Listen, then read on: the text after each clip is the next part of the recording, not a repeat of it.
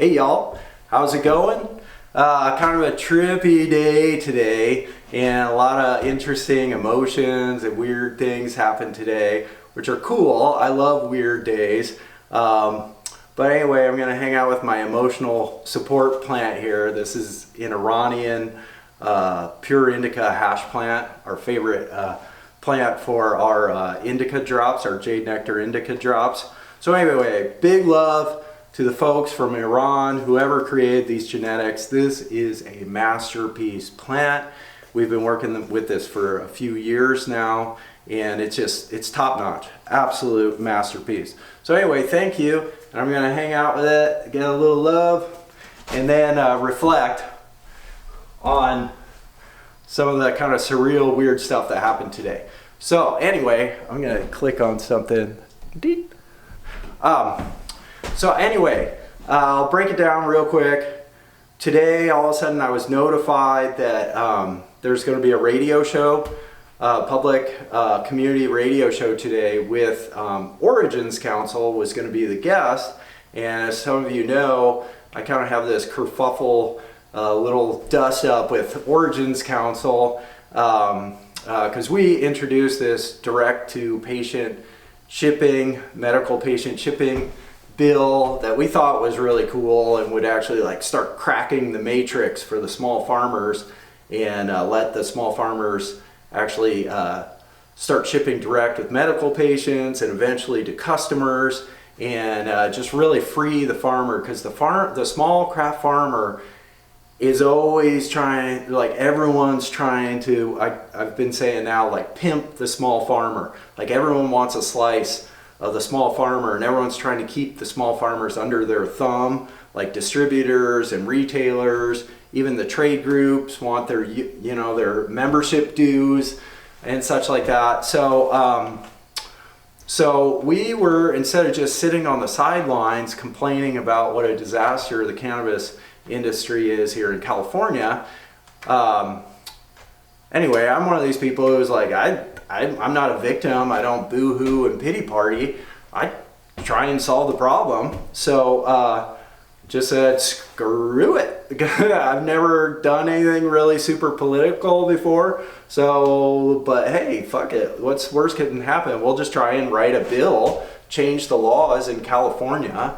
When you have something that's like pro-medical patient, that's going to help medical patients, those bills generally pass. So yeah, I'm not a political type. I don't have political aspirations. I just love growing weed. I love the homesteader lifestyle, and but that lifestyle is in jeopardy for myself and for a lot of other small farmers who just really enjoy that lifestyle of living out in the mountains and growing really killer, high-vibing cannabis, and then sharing it with the people who actually want that. And what a better way to do than be able to ship it directly to a medical patient or a customer's home. So anyway, it sounds like a noble cause and a cool thing that would solve a lot of problems and kind of be a win-win for a lot of folks. So anyway, went for it. And so anyway, and then what happened was a senator started working on it, and then Origins Council. And by the way, so on this radio show, they've archived it, you can go listen.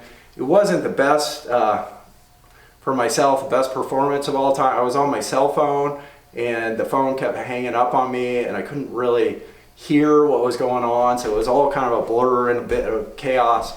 But anyway, it was a unique experience where I got to actually, like me, Janine, and Ross from Origins Council, we were all floating on the radio waves, you know, and we were physically wherever we were, but all connected through cell phone devices, then going through the radio waves, and now it's archived on the internet where you can listen to that and try and see if we made any coherent points to try and explain what's going on in the status of things. And so anyway, it was, even though it was, you know, a little chaotic and weird and awkward, it was actually cool. I think it was interesting, and I'm hoping maybe a lot of people are interested in this subject. So if anyone wants to have more discussions, like public discussions, what would be really cool is if we could actually do it like video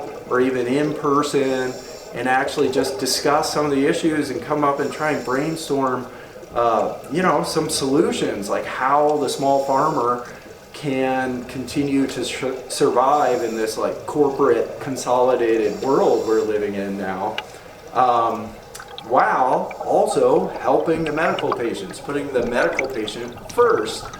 And I've just found historically, when you put the medical patient first, and that's where you're coming from, everything else kind of works out, and people resonate with that. Like, it's sharing the love, it's caring about people in need, and then all of a sudden everything just kind of opens up and everything works out. So I still believe in this concept. I don't even know what happened at this point now that I've had some exposure to politics and Sacramento and lobbyists and senators and everything. I can see how people can get can start out trying to change the world, make the world a better place and do something really good, but then get sucked into this whole political sort of like ego trip battle, and all of a sudden now it's no longer even about the actual people and the cause. It's more of a mental game, like a power struggle and influence and growing your power kind of thing.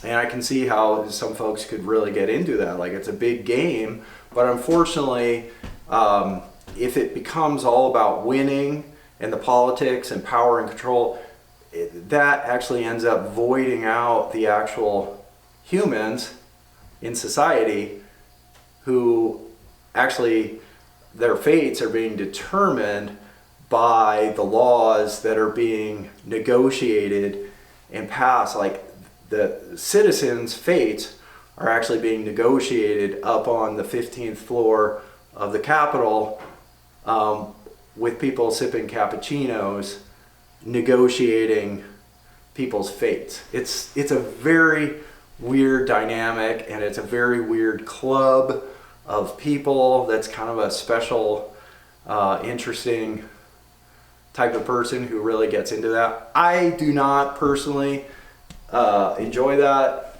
and I can see why people like just get the heck out of politics, because it's pretty gnarly. But at the same time, and this is the problem, so the coolest, most chill, laid back, mellow, no stress farmers are the last people who want to actually get involved with politics. That's the problem, is the really cool, chill, awesome farmers don't want anything to do with politics. But when you don't want anything to do with politics, then you have no representation, and laws start getting made that jeopardize your farming livelihood and your existence. So somehow you actually do have to engage, whether you want to or not. At some point, your freedom, you have to fight for your freedom, and you have to engage and have a voice and stand up and fight for the things you actually believe in. But when you do that, it also can get really gnarly, really ugly, kind of get you all stressed out and worked up and all these like weird toxic emotions and stuff. So anyway, you gotta just chill out and know where you're coming from, that you're trying to bring a message of love, and that will actually improve the situation for everyone, not just yourself. And so those things can work out. So anyway, I am not like backing out of this thing. We had 50 farmers who wanted it, even more medical patients who want it. Everyone I talk to who's not involved in a trade group, which can get a little sycophant, almost cult-like, I'm noticing, where cannabis farmers usually are these free thinkers, free spirits, free thinkers, counterculture. They're doing, outside society.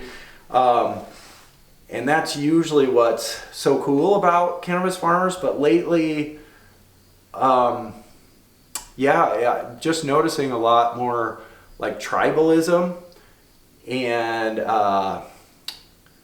such, and not really free thinking and being open to ideas and fresh ideas and accepting other people's ideas in a respectful way. Unfortunately, it a lot of times can get tribal, and anyone with new ideas from the outside, that's an enemy and a threat, and it's hostile. So anyway, I am really rambling, but just wanted to let you know. And by the way, lately my voice has been a little shot. I got this gnarly flu a while ago.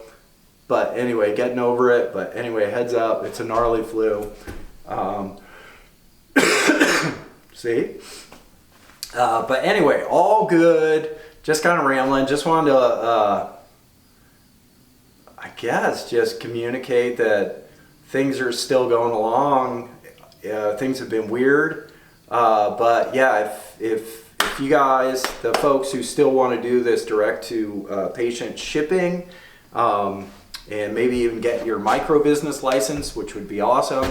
Which, by the way, it's very weird that the trade groups who represent small farmers are not really fighting for you to get a micro business. They're actually discouraging you from that. So that might be something you want to scratch your head about. Like, what's up with that? Why don't they want you to have a micro business license and be free?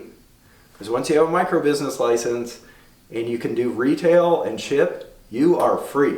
You are a free farmer that you don't have any more middlemen.